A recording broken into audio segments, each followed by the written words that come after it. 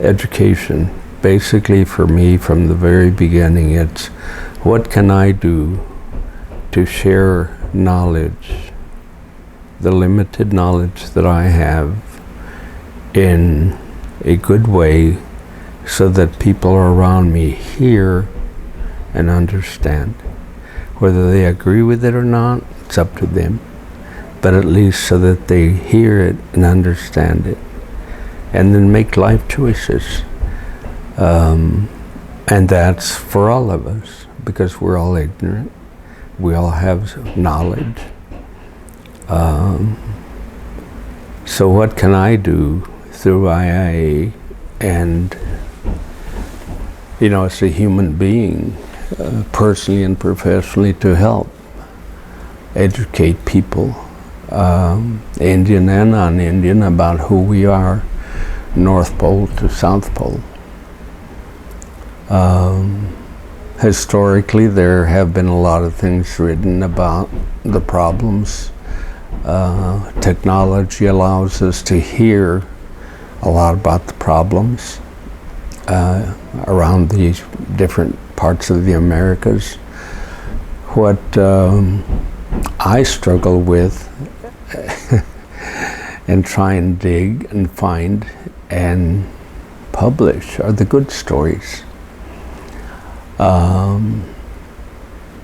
When I had my knee replaced, I went in again to get checked out last week. And the young woman that came in was from Gallup, and I looked at her and I thought, she's Dene, she's Navajo. So I asked her, where she was from. She said Gallup. I said, oh, so you're Dene. And her eyes got kind of big. I said, well, I'm Apache. I said, and so it made me so proud and happy to see one of our young women who's in medical school, who's doing something for herself. She's from a single parent home. She has moved her mom into Albuquerque so that they can live together, and her mom can help her do whatever at home while she's in medical school. And I told her about IIA. I said, you are the kind of young person, woman in this case, that I'm always looking for, and we're always looking for, because, yours is such an incredible story. She didn't see it that way, bless her heart. She's a humble young woman. She's a traditional young Navajo woman. But those are also the kind of stories that I and we are always looking for. So what can I do to help us as Native people to get ahead, okay, in this world, in this our country? And that's kind of my personal goal, The last of my grandfathers that was strung up 2 times and then had his manhood cut, stuffed in his mouth, and strung up the 3rd time and left to die in front of his wife and children was in 1915. That's part of my living history. And I say that, and I have said that to people professionally and personally, one-on-one, and, in groups for years. I don't want to get angry about it. There's nothing I can do. What I choose to try and do in sharing that information is how can we, as human beings, how can we, as Native people, talk about the injustices, and what can we do to assure that it doesn't happen to anybody, anywhere, any longer, because it is still happening. And for me, the educational process of AA is part of that. You know, how can we share without condemning or criticizing, without hate, without anger, our truth, but also our triumphs, like this young woman. You know, so for me it's very simple. I struggle with how do I get that across to our members. To me, anybody and everybody can be a member of IIA if they choose to walk the walk and talk the talk. I have always asked people when I speak with them individually or collectively what we would like, what we need are stories and pictures. So how do we take that and share it so that people go, wow? Okay? Because to me, that's what we need to be doing. That's what I need to be doing. So that people go, wow, in spite of all the odds, okay? In spite of all that has happened negatively. And she could have gone this way, but she's glowing, you know?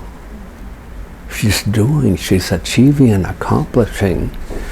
And if we want to push it, the American dream, well, it's more than the American dream. To me, it's a rights of myself and each one of us as human beings. I'm sure it's still there, but back in the 80s, one of my favorite stories, and you know, it still is today, somebody, the women's basketball team from Pine Ridge playing against some of the non-Indian schools, and the hatred and the anger and the racism, and they're talking about, you know, commodity cheese, and I'm talking about the white people in that stance, and it was more, they were at a white school. And this young woman said, "Give me the ball." And normally she didn't take the ball out, but she led the team out, put the basketball down at center court, took her shawl, not her shawl, took her team jacket off, draped it as a shawl, and started dancing around the ball, and told the other girls, her teammates, to do the same thing, and they did. Well, the audience started clapping and cheering rather than shouting insults and jeering the way they had been.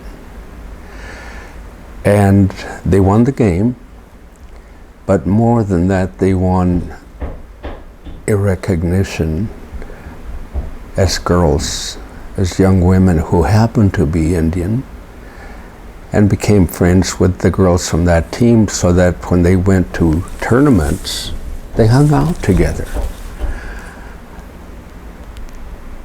And those are the kinds of little stories that the media never talks about, never picks up on.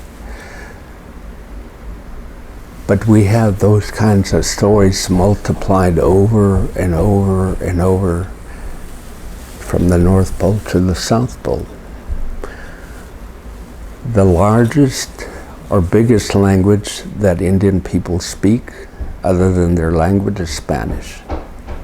The second one is English. The third one is Portuguese, and the fourth one is French. So how do we let people know that? How do we and why is it important? Because we are the red race, because we are indigenous people, because we are the people from this part of Mother Earth that has contributed so much. So to me, that's what IIA is about. You know, it's a constant education of sharing and learning, because every person I meet has a story. Every person I meet has a story. And I want to listen and learn as much as I can and see how I can incorporate it into that tapestry, into that Navajo rug.